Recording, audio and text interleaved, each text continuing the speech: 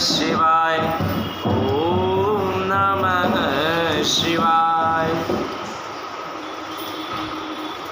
कल तक के अध्याय में हमने 28 अध्याय पूर्ण किए थे कल तक की कथा में,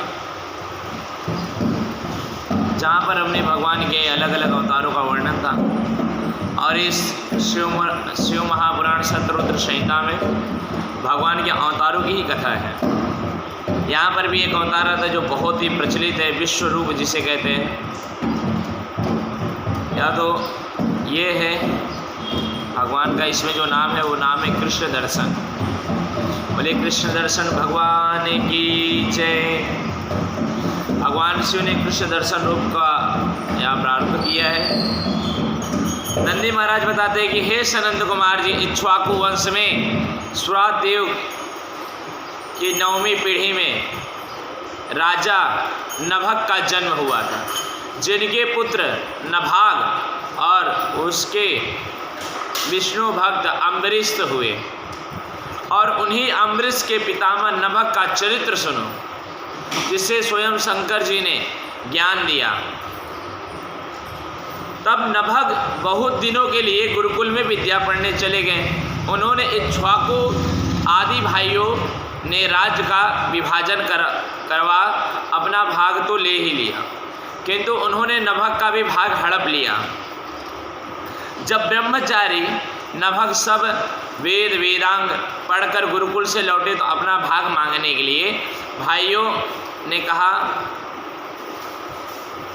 विवाह करते समय हमें तुम्हारा ध्यान नहीं रहा और अब जो कुछ भी तुम्हारे हिस्से में था वो अब कुछ नहीं बचा है। पिताजी के पास है, उसी में तुम अपना भाग ले लो, हमारे पास तुम्हारे लिए कुछ नहीं है। नभग पिता के पास गए और सब समाचार कहा।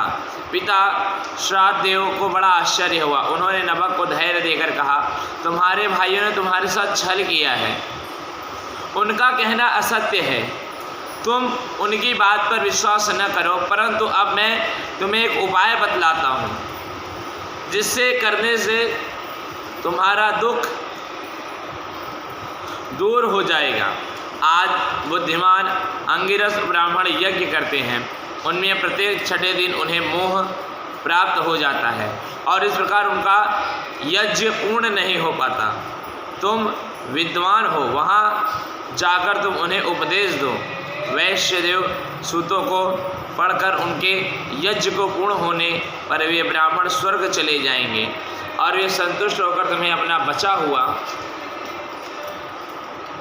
सब धन दे देंगे, जिससे तुम सर्वदा के लिए धन से संतुष्ट हो जाओगे। पिता का यह वचन सुनकर नभग प्रेम पूर्वक वहाँ गए जहाँ पर उत्तम यज्ञ हो रहा था। उसमें पहुंचकर बुद्धिमान पुत्र ने 2 वैश्यदेव सूत स्पष्ट उच्चारण किया। यज्ञ का समापन होने पर अंगिरस ब्राह्मण अपने यज्ञ का अविष्ट धन नभग को देकर स्वर्ग को प्राप्त हुए। परंतु उसी समय शिव जी कृष्ण दर्शन रूप में प्रकट होकर बोले, हे नभग, यज्ञ का अविष्ट धन तो मेरा है, तो इसे कैसे ग्रहण कर सकता है? नभग ने उत्तर दिया, इस धन को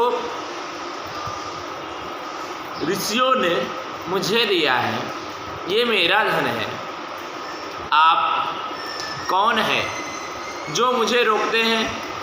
तब नभग का कहा हुआ यह सत्य वचन सुनकर कृष्ण दर्शन ने कहा, हम दोनों के वाद विवाद में आपके पिता ही प्रमाण हैं। चलो उन्हीं से पूछते ये धन किसका होता है। जाओ पूछ के आओ, वे वैसा कहें हम वैसा मान लेंगे। यह सुनकर नभग अपने पिता के पास पहुँचे और मनु श्राद्धदेव ने कहा, वह पुरुष देवता शंकर जी हैं, यज्ञ में अवशिष्ट वस्तु उन्हीं की है। यदि वे कृपा करके तुम्हें पा सकते हो, वहाँ तुम जाकर उनकी स्तुति करो, अपने आराध्य को प्रणाम करो तथा स्तुति करके क्षमा याचना मांगो। वह सबके अखिलेश्वर हैं। प्रभु शंकर जी यज्ञ के अधिष्ठाता हैं। ब्रह्मा विष्णु आदि सब देवता सिद्ध ऋषि मुनि उनके अनुग्रह से कृत कार्य करते हैं। भगवान शिव के बिना कोई भी यज्ञ सफल नहीं होता, वहीं ये यज्ञ के स्वामी हैं। नभग भगवान शिव के पास जाते हैं, हस्तों को अपने हाथों को जोड़कर भगवान शिव की आराधना करते हैं, अपने अपराधों के लिए बार बार क्षमा मांगते हैं। उसी समय ब्रह्मा विष्णु इंद्र आदि सब देवता तथा सिद्ध और मुनिजन भी वहाँ आए और वे सब हाथ जोड़कर हाथ जोड़कर पृथक पृथक उनकी स्तुति करने लगे।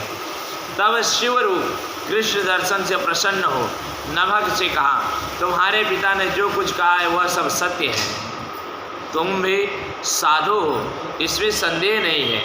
मैं तुम्हारे वृत्त से प्रसन्न हूँ। मैं तुम पर कृपा कर यह सनातन ब्रह्म ज्ञान देता हूँ कि तुम शीघ्र ही महाज्ञानी होकर सब वस्तुओं को ग्रहण करो। ऐसा कहकर सत्यवर्तज्ञों पर दया करने वाले भगवान शंकर देवताओं को देखते देखते अंतर ध्यान हो गए। ब्रह्मा विष्णु इंद्र आदि सभी देवताओं को नमस्कार कर आनंदपूर्वक सब अपने अपने धाम को चले गए। श्राद्ध देव भी अपने स्थान को गए। फिर अनेक सुखों को भोगते हुए अंत में वे राजा नभग भगवान शिव के लोक को चले गए। बोले देवाधिदेव महादेव की जय, श्री कृष्ण दर्शन भगवान की जय। तीसरे अध्याय में आती है अवधूतेश्वर। अवधूतेश्वर भगवान का अवतार का वर्णन है।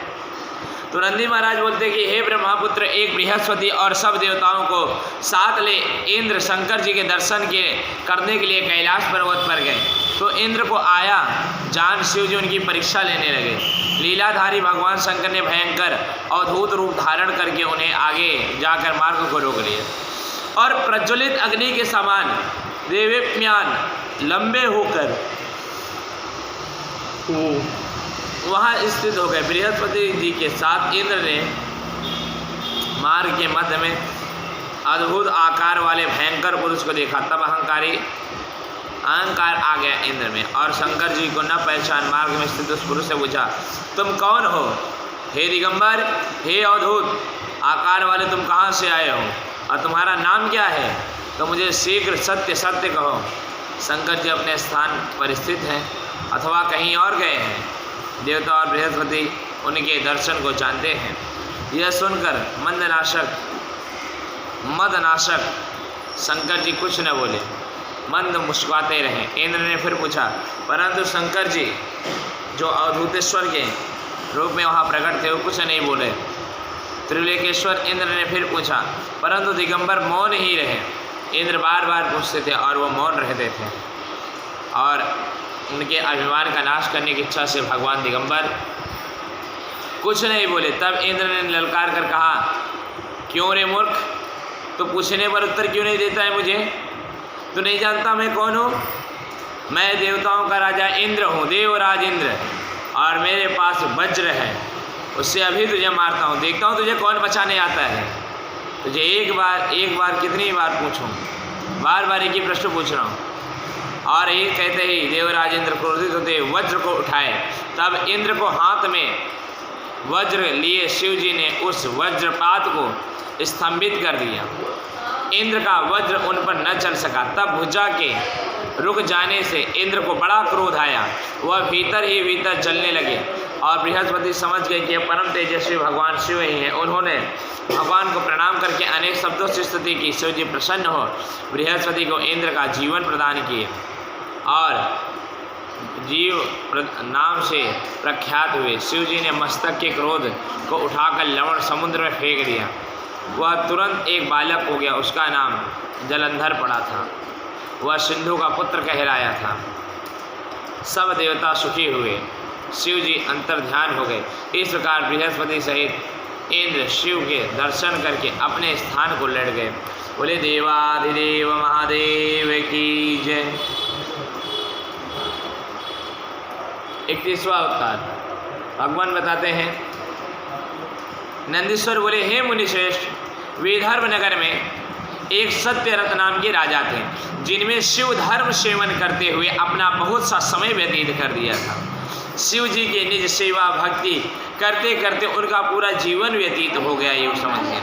कहते एक समय उसी नगर में बहुत से शत्रुओं ने मिलकर आक्रमण कर दिया। अब जब सब ने आक्रमण कर दिया, जिसमें सत्यरथ ने, उनसे सब ने बड़ा युद्ध हुआ, परंतु विजयी न हो पाए और शत्रुओं ने उन्हें मार डाला। उनकी पटरानी गर्भवती थी। जब उन्होंने देखा शत्रुओं ने घेर लिया, तब वह लुक छुप कर नगर से बाहर चली गई और शिव जी का ध्यान करते हुए बहुत रोती थी। और बहुत रोते रोते पूर्व दिशा में जाकर एक सरोवर के निकट जाकर सकट वृक्ष के नीचे अपना आश्रम किया। वहाँ उससे पूर्व लक्षण संपन्न एक दिव्य बालक उत्पन्न हुआ। पश्चात जब उस बालक की माता सरोवर में जल पीने गई, उन्हें घड़ियाल ने पकड़ लिया। सगजात बालक भूख प्यास से पीड़ित और माता पिता से हीन दशा बहुत रोने लगा। यह देख दीनानाथ महादेव जी को बहुत दया आई उसके ऊपर। उन्होंने एक भिखारिन ब्राह्मणी को उधर प्रेरित कर दिया। वह विधवा ब्राह्मणी उनके पास पहुंची। देखी तो अभी तक शिशु का नाल भी नहीं कटा था और वहाँ पर अकेले ही तड़प रहा था, रो रहा था छोटा सा बालक। भिक्षुणी को बड़ी दया आई, उसने उसे उठाकर पालन करना चाहा। नंदीश्वर महाराज आगे बताते हैं कि इस प्रकार की चिंता करती हुई उस ब्राह्मणी पर शिव जी ने बड़ी दया की और महान लीलाधारी हे महामाया के पति शिव जी स्वयं भिक्षुक का रूप धारण करके सहसा स्वयं वहाँ पहुँच गए और उस ब्राह्मणी से बोले, हे भामिने, आपने चित्त में संदेह और खेद न करो और इस पवित्र बालक को अपने पुत्र के समान जानकर इसका पालन करो। ब्राह्मणी ने प्रसन्न होकर कहा, धन्य है आप जो इस समय आकर मुझे ऐसा कह रहे। इस बालक के लिए मैं तो इसका पालन करना ही चाहती थी, परंतु शंकावश आगा पीछा रही थी। अब आपसे जानना चाहते हो कि यह बालक किसका है और आप स्वयं कौन है और कहाँ से आए हैं। विचेश्वर, क्या आप दया सागर शिव जी के दूत हैं? कौन है आप? आपका प्रथम भक्त क्या है? दोष वश इस दशा को प्राप्त हुआ है। क्या था इसका दोष इस बालक का? अनुग्रह से भी इसका कल्याण नहीं हो रहा है। तब इस प्रकार के शिव दर्शन से विज्ञान प्राप्त करने वाले भिक्षुणी ने विश्व शंकर जी बोले, हे अनघे,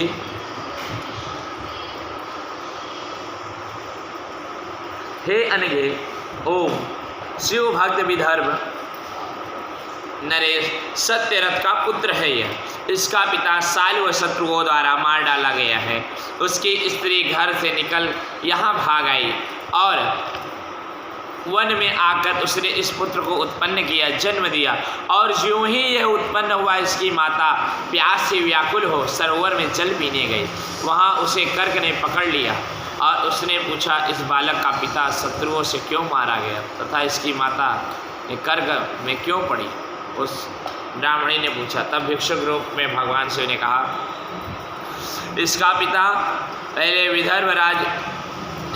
विदर्भ राज पहले जन्म में पांडु हुआ, जिसने सदैव शिव धर्म का पालन किया। एक समय जब वह राजा शिवार्चन में तल्लीन था कि सहसा कुछ शत्रुओं के आक्रमण का समाचार पाकर उसके मंत्रीगण अपने सामंतों सहित राजा को सूचना देने पहुँचे।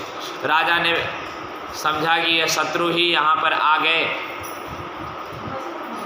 हैं, अतः उन्हें शिव पूजा करने को त्याग तत्क्षण वहाँ से उस मंत्री आदि सबका सिर कटवा दिया।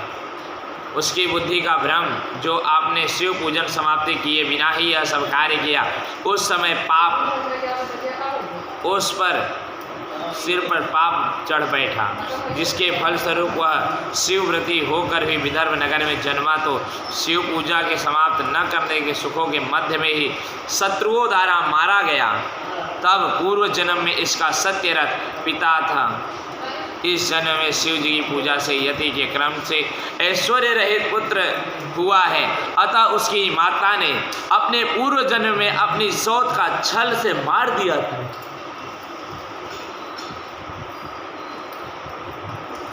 इसी के पाप से उसने अपनी सौत को मारा था, इसी के पाप की वजह से वो इस जन्म में मारी गई। यह कहकर भगवान शिव ब्राह्मणी को अपना सत्य रूप दिखा दिए। ब्राह्मणी ने प्रसन्न होकर महादेव भूदेवाधिदेव शंकर जी को प्रणाम किया और गदगद वाणी से सप्रेम स्तुति करने लगी। भिक्षुक रूपधारी शिव जी अंतर ध्यान हो गए। ब्राह्मणी उस पुत्र को उठाकर अपने स्थान ले आई और इस प्रकार एक चक्रा नामक नगर में लाकर वह अपने पुत्र के साथ राजा के उस पुत्र का पालन करने लगी। बड़ा होने पर राजपुत्र सांडिल्य मुनि की आज्ञा में स्थित हो शिव जी का पूजन करने लगा। 1 वर्ष का समय व्यतीत हुआ। तत्पश्चात एक दिन वह राजपुत्र वन में जाकर एक गंधर्व कन्या से विवाह कर अकट राज करने लगा। इस प्रकार उस राजपुत्र को शिव जी की कृपा का सभी सुख प्राप्त हुआ। बोले देवाधिदेव महादेव की जय। ओम नमः शिवाय। ओम नमः शिवाय। श्री शिव महापुराण शतरुद्र संहिता खंड 31 अध्याय पूर्ण पद। अभी जो शतरुद्र संहिता है इसमें भगवान के पूरे 19 अवतारों की कथाएं। अब तक हमने भैरव अवतार, इसी तरह सभी अवतार की कथा, आगे भी सूरेश्वर अवतार, बहुत से अवतार आएंगे। इसी तरह आज के लिए यह कथा यहीं पर विराम दी जाती है। कल हम पुनः इस कथा को आगे बढ़ाएंगे। बोलिए उमापति महादेव की जय। बोल काशी विश्वनाथ धाम की जय। जय जय श्री हरि, जय जय श्रीमन्नारायण भगवान की जय। ओम नमः शिवाय। ओम नमः शिवाय। भज मन शंकर भोलेनाथ, डमरू मधुर बजावन वाले। भज मन शंकर भोलेनाथ, डमरू मधुर बजावन वाले। मुक्ति हेतु काशी बसाई, मुक्ति हेतु काशी बसाई।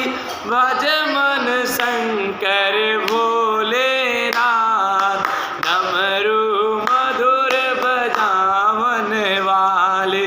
भज मन शंकर भोलेनाथ, डमरू मधुर बजावन वाले। बोली उमापति महादेव की जय। जय जय शिव, जय जय श्री हरि। ओम नमः शिवाय।